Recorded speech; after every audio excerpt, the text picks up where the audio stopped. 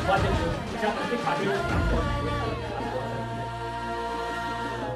हा झेंडा भल्या कामाचा जो घेऊन निघाला,